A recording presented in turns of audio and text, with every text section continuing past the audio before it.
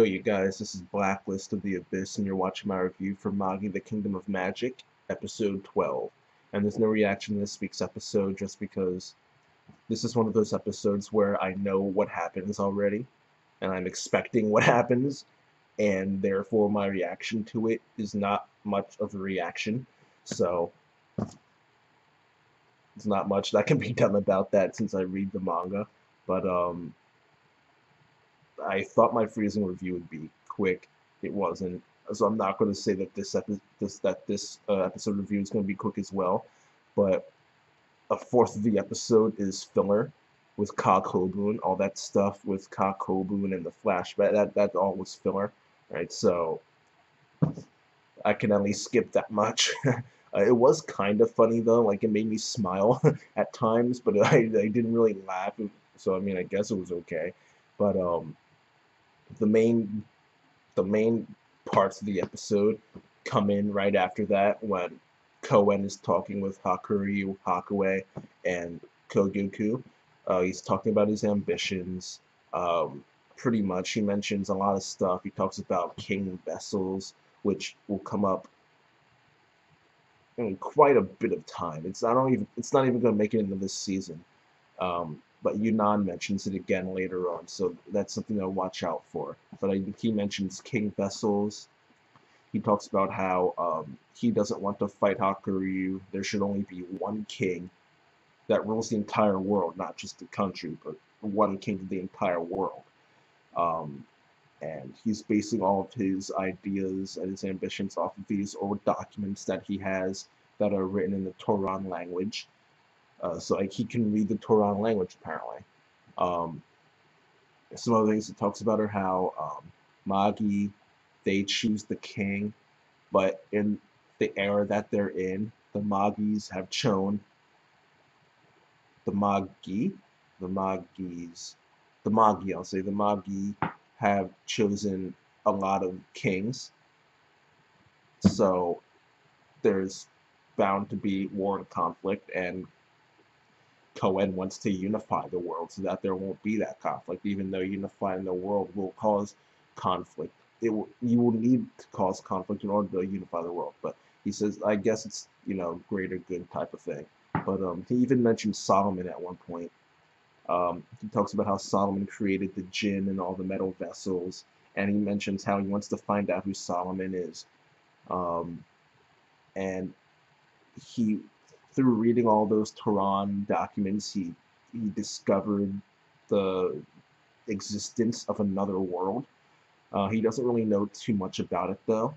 Um, this should not be the first time you've heard of this, especially at the end of season 1 where they show another world and they show Paimon, they show Amon, um, they showed Zagan, I believe, as well. 3 Magi. I think they mentioned King Solomon at one point. So, this other world is not exactly new to us. We've seen it before. So he wants to learn more about that. And Aladdin is probably the key to that, seeing as though he has something called Solomon's Wisdom. So he probably has a lot of knowledge on this other world and stuff. So if not him, then Yunnan or Scheherazade, since they've been alive for who knows how long, right? So the 3 of them combined. Judal, I don't know about. I don't know how much knowledge he has, but oh, he's with Alphaeman, so Alphaeman probably knows a lot. So he probably knows. So all the Magi, all the Magi know a lot. So he can pretty much ask any of them. He has Judal there, so if he hasn't asked Judal already, he doesn't trust him. But if he has asked Judal, then Judal just doesn't know. So either way, the point is that he doesn't know right now, and he wants to know. He wants to know. He wants to understand the mysteries of this world, pretty much, while also unifying it. So so we learn about Koen's ambitions here, and Kogyoku. There's a moment here where she kind of loses focus. She hears this ringing noise in her head, and you get this image of Sinbad with that full body djinn equip that he did with that small demon. The Where did I get demon from? The small djinn. And I guess it just means that Sinbad had more of an effect on her than we thought. Um, uh, I don't really know what to say about that. Um, Sinbad is affecting her decisions, I guess. Like I don't even know. I don't even remember this. I forgot. I completely forgot about this until it popped up in the anime again. So this is me actually just making random theories because I completely forgot how relevant this is or if it's even relevant at all. So like this is probably just Sinbad's influence or like just a reminder of Sinbad's influence, I guess, or maybe it's a legitimate influence that he has on her.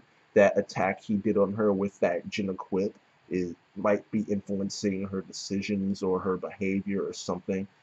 A way it might be a way for Sinbad to control Kogyoku and get her to do what is best for Syndria.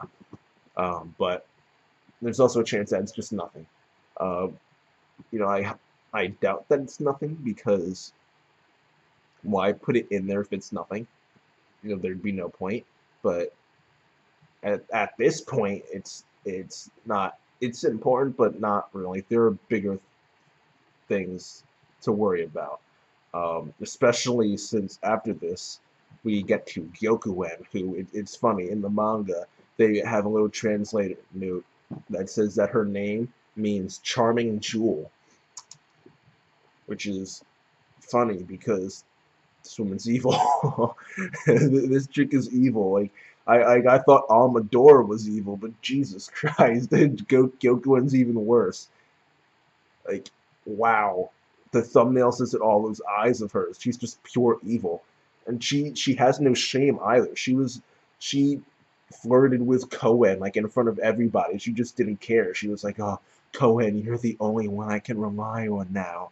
She's just, she's like just touching him and hugging him, just rubbing his chest and just doing all this stuff. And Koa's like, ugh. Like Koa's like, oh my god, this woman's just too much. She moves on from one co to another co, and now she's moving on to her third co. You know, well, their last names aren't co, but you know what I mean. She's moving on from emperor to emperor now to the emperor's son. Like she just won't stop. But this woman's evil. She really is, and I don't know if this was legit or not, but she ends up becoming the next emperor of the the interim emperor of the Empire, because that's what the former emperor's will stated. He wanted her to become the next emperor. Um, Whether she fixed that or not, who knows? It doesn't really matter because the fact of the matter is, right now she is the interim emperor of the Empire, and no one agrees with this at all except for the Alphaman guys. And there's about to be a riot right there with all the people who are supporting Koen as the next emperor. And Hakuei tried to step in and calm him down, but Hakuryu, he steps in and he says, go ahead, Gyokuen, take the throne. And all the Alphaman guys start chanting, take the throne, take the throne. All right, and she ends up taking the throne. No one can do anything at that point, right? And Hakuei confronts him about it later on. Why did you do that for? What's wrong? What's wrong with you? You've been really weird ever since you conquered that dungeon. Ever since you got back, what is going on with you right now? All right, and he tells her that he wants a crack to form in the bond between Gyokuen and Koen, which to me it looked like Koen never cared about her from Jump Street, but apparently there was a bond between them that he needed to break. But whatever. He tells her that he wants to break that bond. He tells her about how Gyokuen was responsible for the death of Hakuyu and Hakuren and their father. And he tells her about Alphaman, and he's kind of just getting really obsessed with this idea of revenge. And Hakuei is looking at this, and she doesn't even have time to absorb the stuff he's telling her about Alphaman and Gyokuen and what she's done, because he's just freaking out, and she just has enough. She's trying to get him to calm down and tell him like, no, revenge is not good, because we know from the stuff with the Koga clan, Hakuei is not the type of person who wants to engage in violence. She won't do that unless she has to, okay? And she's saying, Koen's way is the right way. Right? Splitting up the family like this is not good. We need to stand united so that we can unite the world.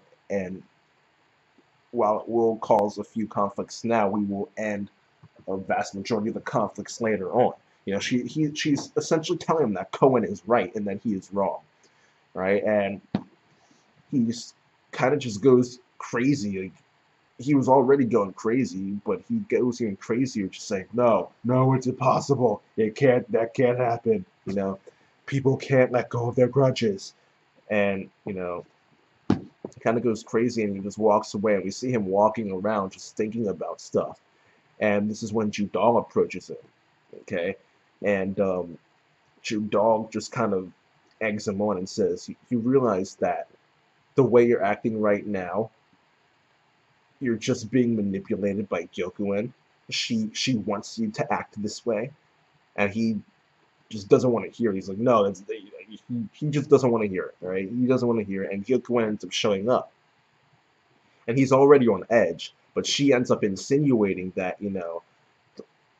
well, first she mentions how he has this look on his face that's like Hakuyu and Hakuren, a look on his face where he might need to be taken care of. But in the end, she does care about him, kind of. So she doesn't want to do that. So instead, she insinuates that instead of killing him, she'll just kill Hakue instead. And that's just the last straw. Out of all the stuff he's dealt with, that's just the last thing he can take. So he just right then and there, boom, full body Gyokuen. Last time he did a half full body Gyokuen, because it was a full body Gyokuen. It's just it didn't affect all of his body. It was half of his body. There's no. All right, so he does that. This time we got a full body Gyokuen, and he attacks her, and it literally does nothing. Nothing. I think she used Borg actually. I think she used Borg to block him, and she dominates him pretty much. She dominates, and he just not stand a chance. At one point, it looked like she was going to kiss him on the lips. That was pretty freaky, all right. But it turns out she just went to whisper in his ear. It was really weird. She like had her hand like on his cheek. She was like leaning into him. Her face was like diagonal. Like, what is she doing? But she ended up just whispering in his ear. But yeah, she just dominates him, sends him flying. He just could not do anything to her. And Judal ends up walking up to him later and saying, "Hey, I'll help you out. I'll help you get stronger. But in order to do that, you're gonna need to hate your destiny. If you do hate your destiny, then come to me. That's when I'll be able to help you out." And we know from season 1 that when you curse your own fate, when you deny your destiny, that is when you fall into depravity. All right. And when Judal leaves, the Black Rook is kind of left behind, and it kind of floats over to Hakuryu. So Judal wants Hakuryu to fall into depravity. So whether that'll happen, who knows? Hakuryu hasn't been right in the head ever since the whole Almador stuff. Will he succumb? Who knows? Will he fall into depravity? Who knows? In the end, he is one of the protagonists, though, so not main protagonist or anything, but he is still a protagonist. So you kind of have to hold out hope that he will overcome this trial and not fall into depravity, stay on the side of good like Hakue. But you don't know. You don't know because the Black Group was left hanging around there. So it's is that a symbol for what's to come? Who knows? But as far as the actual episode goes, that is it. We do during the credits see Aladdin doing impressive magic, combining water magic and heat magic. So he's gotten really good. I mean, water magic is not his best magic. We learned that back when he was trying to figure out why did Yamaraya try to teach me all this water magic if it's not my best. If after heat magic, it's not even my best magic. Wind is. So he's gotten pretty good to be able to do big water spells like that and combine them with equally large heat-based magic spells, you know?